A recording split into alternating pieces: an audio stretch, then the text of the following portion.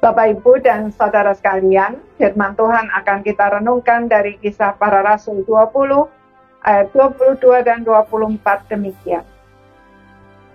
Tetapi sekarang sebagai tawanan roh, aku pergi ke Yerusalem, dan aku tidak tahu apa yang akan terjadi atas diriku di situ, selain daripada yang dinyatakan Roh Kudus dari kota ke kota kepadaku, bahwa penjara dan sengsara menunggu aku. Tetapi aku tidak menghiraukan nyawaku sedikit pun. Asal saja aku dapat mencapai garis akhir dan menyelesaikan pelayanan yang ditugaskan oleh Tuhan Yesus kepadaku untuk memberi kesaksian tentang Injil kasih karunia Allah. Saudara-saudara sekalian, Paulus menggambarkan dirinya sebagai tawanan roh.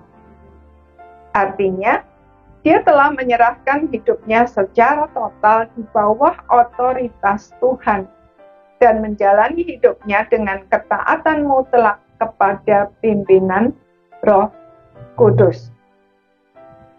Ia tidak takut pergi ke Yerusalem sesuai dengan pimpinan Roh Kudus, sekalipun Roh Kudus telah menyatakan kepadanya bahwa penjara dan sengsara menunggunya.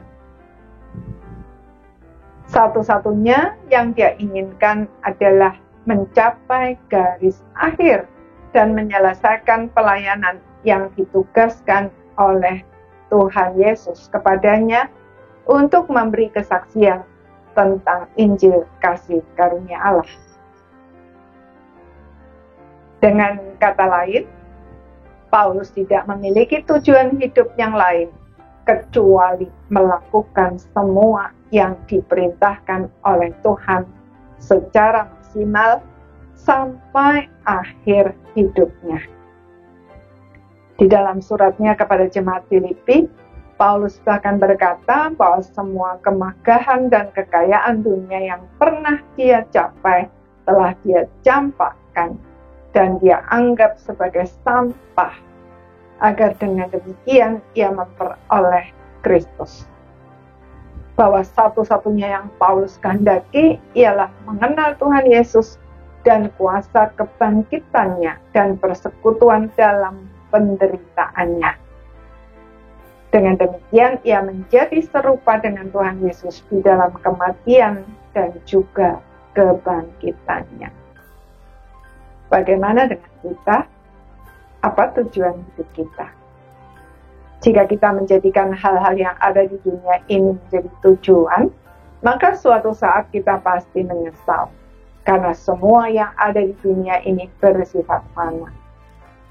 Ketika kita dipanggil Tuhan, tidak ada satupun yang bisa kita bawa. Sebaliknya, jika kita seperti Paulus menjadikan hal-hal yang bernilai kekal sebagai tujuan hidup kita, maka kita tidak akan pernah dikecewakan. Bahkan pasti akan mendapatkan yang terbaik yang tidak akan pernah diambil daripada kita. Karena itu, mari kita pastikan bahwa hal-hal yang bersifat kekallah yang kita jadikan tujuan hidup kita untuk selama-lamanya. Amin.